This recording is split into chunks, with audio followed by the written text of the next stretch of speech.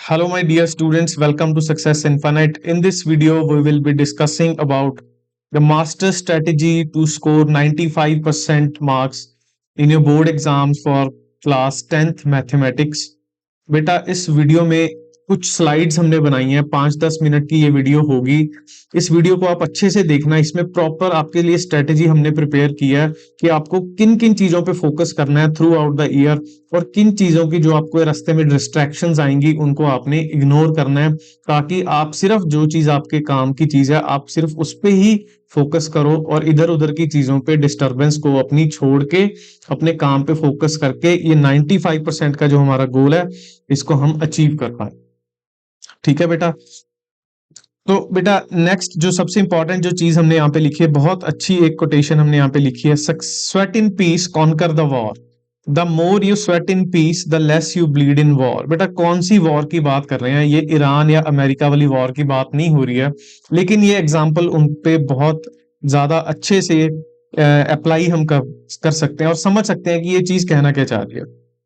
बेटा ईरान ने 40 साल तक पूरी मेहनत की थी अपनी मिसाइल्स के लिए, अपनी एम्यूनेशन को स्टोर करने के लिए, अपना एम्यूनेशन बिल्ट अप करने के लिए।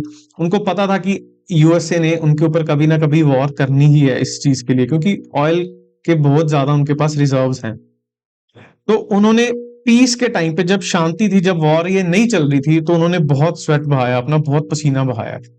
और आज जो वॉर चल रही है तो वो बहुत कूल वीडियोस अपनी सोशल मीडिया पे पोस्ट कर रहे हैं, वो आज हम लोग देख ही रहे हैं ईरान के वीडियोस, राइट।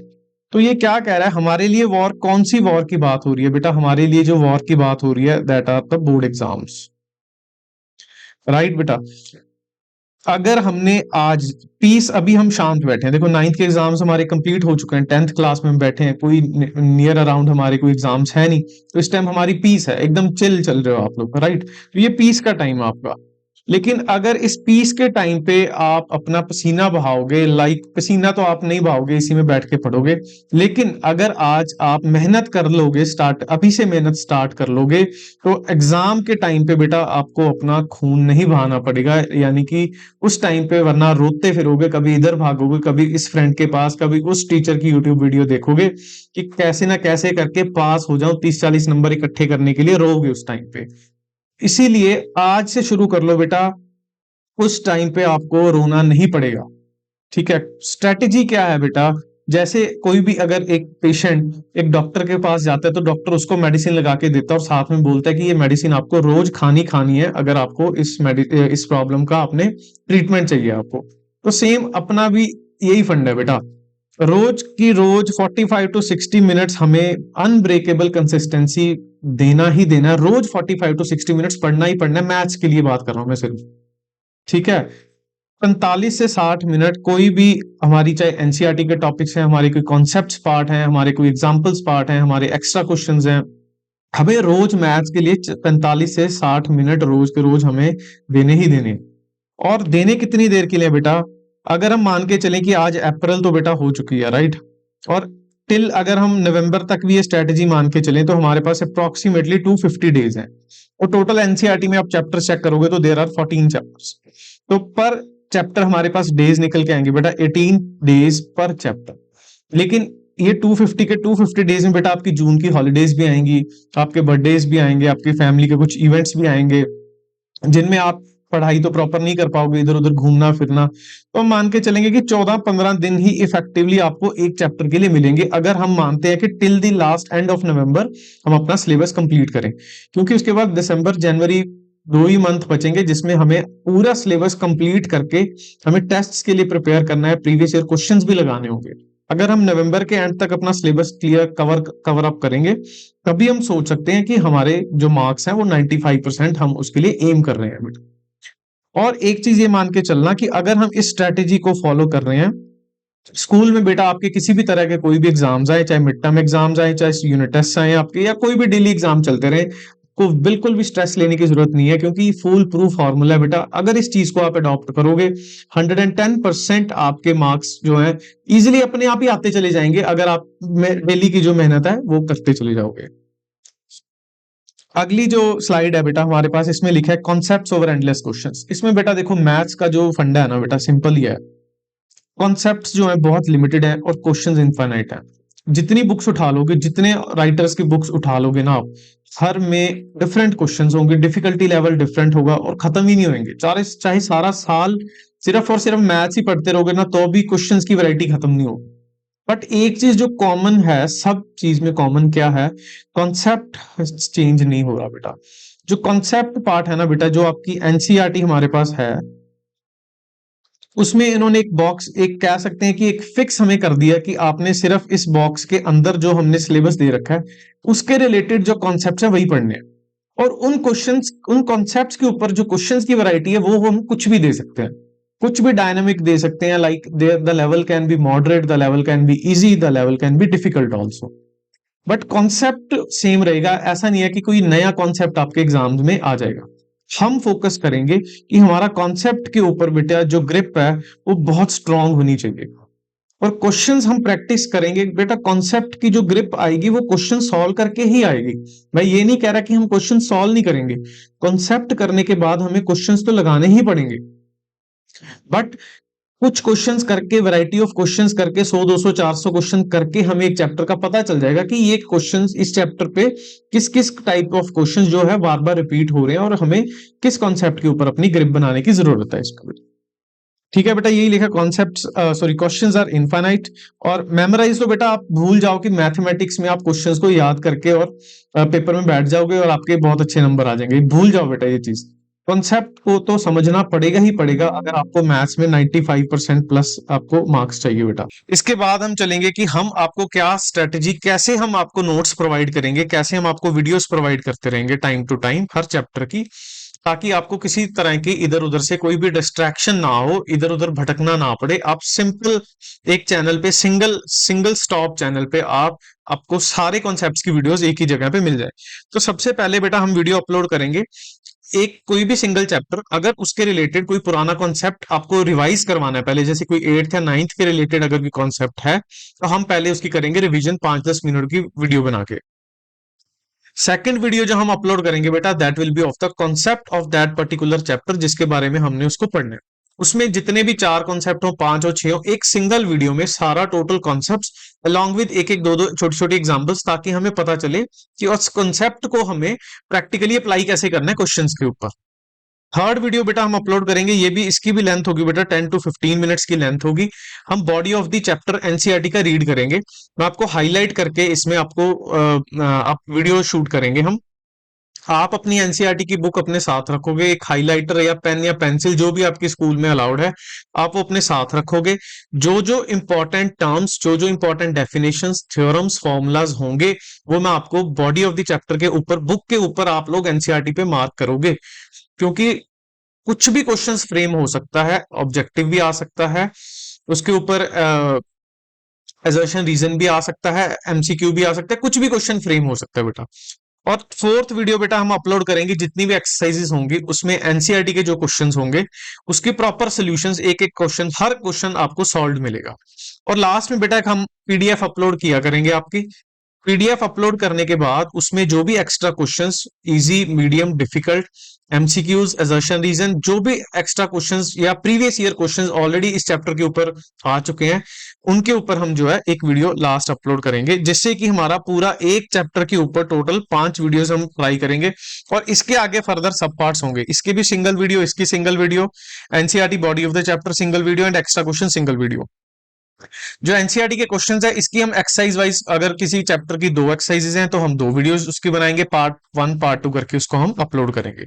इसी सीक्वेंस को आप लोग भी जब आप किसी चैप्टर को नए से स्टार्ट करोगे तो सबसे पहले आप उसकी रिवीजन वीडियो, और as it is till the end आप उसका सारी वीडियोस को कंप्लीट करोगे।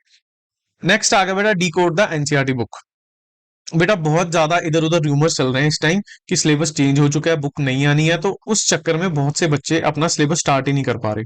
बेटा ये चीज मान के चलो, अगर इन केस सिलेबस वैसे तो चेंज है नहीं, अगर सिलेबस कोई थोड़ा बहुत चेंज हुआ भी तो that will be 2 to 3% of the topics change होंगे, जो हम बाद में भी कर सकते हैं। बेटा आप इस टाइम पे 98% के लिए तो पढ़ना स्टार्ट करो। आप उस 2 या 3% को देख के अभी इस टाइम बैठे हो कि जब बुक नहीं आएगी हम तो तब पढ़ेंगे। बेटा 98% बुक सेम ही है, कोई एक आधा कॉन्सेप्ट ऐड होगा, एक आधा कॉन्सेप्ट डिलीट होगा, तो जो होगा वो बाद में कर लेंगे। जो है हमारे पास उसको तो हम कर सकते हैं ना बेटा। तो इसलिए एनसीईआरटी के लिए जो भी हमारे पास बुक अवेलेबल है उसको आप स्टार्ट कर दो।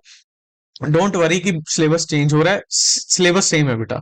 और दूसरी चीज जो सबसे इंपॉर्टेंट है, जब आप एनसीईआरटी हम बॉडी ऑफ द चैप्टर भी रीड करेंगे, तो मेक श्योर कि अगर आप भी जब अपने थॉरोली एनसीईआरटी को रीड कर रहे होगे, साथ साथ आप हाईलाइट जरूर करोगे कॉन्सेप्ट्स को जो भी आपके उसमें बुक में आते रहेंगे। नेक्स्ट इंपॉर्टेंट, बहुत बहुत ज्यादा इंपॉर्टेंट चीज बेटा, इस चीज के लिए तो ना आप दिमाग अपना मतलब ये चीज मान के चलो कि सबसे इंपॉर्टेंट चीज है ये आपकी पूरी through out the journey, through out the strategy, through out the year. आप इस चीज को तो अपने मतलब दिमाग में फिट कर लो आप। बेटा क्या लिखा है, mark doubts now save time later. ये स्ट्रेटेजी क्या कह रही है, देखो जब आप कॉन्सेप्ट की एक वीडियो देख चुके होगे और प्रीवियस उसके रिलेटेड जो भी कॉन्सेप्ट होगा उसकी वीडियो आप कर चुके होगे, और उसके बाद आप स्टार्ट करोगे एनसीईआरटी के क्वेश्चंस लगाने।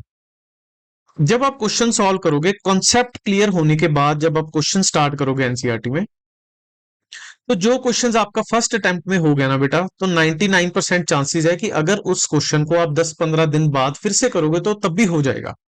जो क्वेश्चन आपका फर्स्ट अटेम्प्ट में सॉल्व नहीं हुआ, 15-20 दिन बाद जब आप उसको फिर से रिवाइज करने लगोगे, आपके यूनिट टेस्ट के लिए रिवाइज करोगे, तो आपको बहुत हाई चांसेस हैं बेटा कि उसी क्वेश्चन में फिर से उसी क्वेश्चन में ही डाउट आएगा। तो टाइम बचाएं कैसे, क्योंकि यूनिट टेस्ट में हो सकता है 2 चैप्टर्स हो, बाकी सिलेबस बाकी और चैप्टर सब्जेक्ट्स के लिए भी पढ़ना है, सारे क्वेश्चंस उस टाइम पे करना पॉसिबल नहीं हो पाता कभी कभी। तो सबसे इंपॉर्टेंट क्या चीज है, जब आप फर्स्ट टाइम एनसीईआरटी अटेम्प्ट करोगे, जो क्वेश्चंस होंगे उसके ऊपर किसी तरह का कोई मार्क आपने नहीं लगाना। और जिन क्वेश्चंस में आपको फर्स्ट टाइम में ही डाउट आया है, आप कोई एक अपना पर्टिकुलर सिंबल चूज कर लो, चाहे कोई स्टार है, चाहे हैश है, चाहे कोई किसी भी टाइप का आप सिंबल अपने अकॉर्डिंग चूज कर लो, और शुरू से ही फर्स्ट चैप्टर से ही आप उसके ऊपर सिंबल लगाते रहो जिन जिन क्वेश्चंस में आपको डाउट है, so that at the time of exams, unit test, mid term test और the board exams, we must not skip these questions जिनमें हमें फर्स्ट टाइम डाउट आया था। क्योंकि because there is a high probability कि हम जब उसको रिवाइज भी करेंगे, उसी क्वेश्चन में उसी कॉन्सेप्ट के ऊपर हमें फिर से डाउट आता है। तो मेक श्योर कि इतनी प्रैक्टिस हो जाए उस क्वेश्चन की, so that when we are sitting in the board exam, हमें वो क्वेश्चन देखते ही एकदम स्माइल आनी चाहिए चेहरे पे हमारे कि हाँ ये क्वेश्चन तो अब मेरे को 110% मैं इसको निकाल दूं। राइट बेटा। नेक्स्ट इंपॉर्टेंट थिंग बेटा, बहुत बहुत बहुत ज्यादा जरूरी चीज है, अवॉइड द डिजिटल डिस्ट्रैक्शंस। बेटा यूट्यूब पे और ऑनलाइन गूगल पे हजारों लाखों वीडियोस, हजारों टीचर्स की अपलोड हो चुकी हैं, एक ही चैप्टर के ऊपर पता नहीं कितनी ज्यादा वीडियोस डेली अपलोड हो रही हैं बेटा। मैं ये नहीं कह रहा कि ए को फॉलो करो या बी को करो या सी को करो, जो आपको पसंद है ना बेटा करो, लेकिन किसी एक टीचर की जिसकी आपको समझ आ रही है उसको अपना गुरु मान के उसके पीछे लग जाओ। ऐसा ना हो कि एक चैप्टर एक टीचर से पढ़ रहे हो, दूसरा चैप्टर किसी और टीचर से पढ़ रहे हो, तीसरा किसी और टीचर से पढ़ रहे हो, क्योंकि टीचर के ना अपना पढ़ाने का एक सिस्टम है, उन्होंने क्या क्या चीजें बतानी है, चीजें हर चैप्टर की आपस में टीचर लिंक करके आगे चलते हैं बेटा। तो अगर आप अलग अलग टीचर से करोगे तो एट द एंड आपको बहुत से डाउट्स आएंगे, आपके कॉन्सेप्ट्स क्लियर ही नहीं हो पाएंगे। तो मेक श्योर कि किसी एक को आप अपना गुरु मान लो और उसके पीछे आंख बंद करके चलते चलो। बेटा 95% हर टीचर जो भी इस टाइम आपको पढ़ा रहा है ना बेटा, सारे एक ही चीज पढ़ा रहे हैं। डिपेंड करते हैं कि आपको किसकी समझ आ रही है बच्चे, जिसकी आपको समझ आ रही है उसके पीछे पड़ जाओ। 110% मैं कह रहा हूं कि 95% अबव वो टीचर आपको ला देगा, बशर्ते कि आप जैसा वो कह रहा है कि उसको फॉलो करते चलोगे। ये ना हो कि वो वीडियोस तो रोज देख रहे हो, प्रैक्टिस कोई क्वेश्चन किया नहीं, एनसीईआरटी कभी खोल के नहीं देखी, तो वो चीज पॉसिबल नहीं है बेटा। नेक्स्ट बेटा, बहुत इंपॉर्टेंट चीज अगेन, बेटा जो भी हम आपको यहाँ पे नोट्स देंगे कॉन्सेप्ट के होंगे चाहे एनसीईआरटी के होंगे, ऐसा ना हो कि आप उनके स्क्रीनशॉट्स लेके सेव करते चले हो और eight the time of exams आप स्क्रीनशॉट खोल के बैठे होंगे। एक्चुअली क्या है कि इसके पीछे कुछ ना कुछ लॉजिक है कि जब हम जैसे यहाँ पे वीडियो चल रही है और साथ साथ जब आप नोट्स बनाओगे ना, तो आपके सबकॉन्शियस माइंड में चीजें सेटल होती रहेंगी। जब आप कभी कभी ऐसा होता है कि जब हम सो रहे होते हैं तो वो चीजें हमें याद भी आ रही होती है कि हाँ हमने ये डायग्राम थी, ये ऐसा ऐसा हमने लिखा था। बट स्क्रीनशॉट्स के केस में ऐसा बिल्कुल भी नहीं होगा बेटा, एक बार स्क्रीनशॉट लिया दैट इज कंप्लीट, खत्म, ना आप पढ़ोगे उसमें लिखा क्या है, ना आप देखोगे उसमें लिखा क्या है, आपने कुछ देखना ही नहीं eight the time of exams, ना स्क्रीनशॉट आपने मिलने हैं कि इसमें मेरे को चाहिए क्या और वो पढ़ा कहाँ पे। तो इसलिए आपको हर टॉपिक का वीडियो के साथ साथ नोट्स तो बेटा बनाने ही पड़ेंगे। और आपका ही बेनिफिट है, नोट्स बनाओगे ना बेटा, आपको चीजें आसानी से फिल्टर आउट हो जाएंगी, आपको खुद भी आपके दिमाग में भी सेव होती रहेंगी, और रिवीजन के टाइम पे भी आपको बहुत ज्यादा आसानी होगी। Next important thing is test to know your truth. बेटा टेस्ट बहुत ज्यादा इंपॉर्टेंट है। जैसे ही आपका कोई एक चैप्टर कंप्लीट हो जाए, आप मेक श्योर कि उसके रिगार्डिंग टेस्ट जरूर अटेम्प्ट करो। टेस्ट, अगर आप उन चीजों से डरोगे ना कि नहीं टेस्ट नहीं देना, मैंने वीडियो देख ली, मेरा काम खत्म, खत्म नहीं हुआ बेटा, आपका तो अभी शुरू भी नहीं हुआ वीडियो देखने से। जब तक आप टेस्ट नहीं दोगे, आपको पता ही नहीं चलेगा कि क्या स्ट्रेंथ है आपकी, क्या वीकनेस है। तो टेस्ट देने से ही पता चलेगा कि कौन से कॉन्सेप्ट्स हमारे क्लियर हो चुके हैं, कौन से कॉन्सेप्ट्स के ऊपर अभी हमें और वर्कआउट करने की जरूरत है। अगर हम टेस्ट देंगे तो ही ये चीजें क्लियर होंगी। अगर टेस्ट नहीं दोगे, टेस्ट से डरते चले जाओगे कि जो स्कूल में होगा या बाद में टेस्ट कभी देंगे, लास्ट में देंगे, सारा सिलेबस कंप्लीट, बेटा खत्म हो जाओगे उस टाइम पे। चैप्टर वाइज टेस्ट दो, फिर दो दो चैप्टर्स के इकट्ठे टेस्ट दो, फिर तीन तीन चैप्टर्स के क्लबिंग करके टेस्ट दो एट द एंड, ताकि आपको सारी चीजें आपके दिमाग में मेमोराइज हो उस टाइम पे। और आपको सबसे इंपॉर्टेंट, आपको कॉन्सेप्ट्स का पता चलेगा कि ये चीज में मैं पीछे हूं, ये चीज मेरी स्ट्रांग है, और जो चीज पीछे है उसके ऊपर आपको और ज्यादा मेहनत करने की जरूरत है। और लास्ट थिंग बेटा, again the last slide of the video, trust the process. बेटा जो चीज मैंने बताई है, इसको आपको एडमिट करना पड़ेगा, इसको आपको मानना पड़ेगा कि हाँ ये प्रोसेस बिल्कुल 110% फूल प्रूफ फिनोमेना है बेटा। इस चीज के कंसिस्टेंसी सबसे इंपॉर्टेंट है बेटा, मेहनत सारी आपकी है, टीचर आपको सिर्फ रास्ता दिखा सकता है, चलना आपको खुद ही पड़ेगा उस पे। ठीक है, ऐसा तो है नहीं, मैं तो आपको बता सकता हूँ कि इस रास्ते पे अगर आप चलोगे तो आपको सक्सेस 110% मिलेगी ही मिलेगी, 95% easily I can guarantee your mark.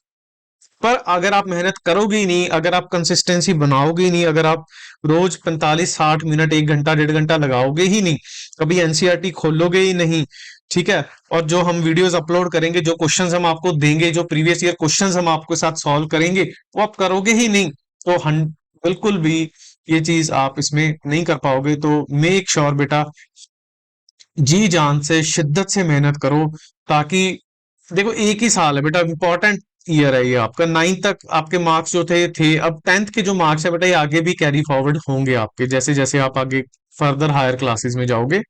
ठीक है, तो मेक श्योर कि जी जान से मेहनत करो, and I wish you all the best. अच्छे से मेहनत करना और जी जान लगा दो, और 110% मेरे साथ चलते रहो, पक्का गारंटी 95%, मिनिमम 95% मार्क्स की गारंटी कर रहा हूं मैं। Thank you.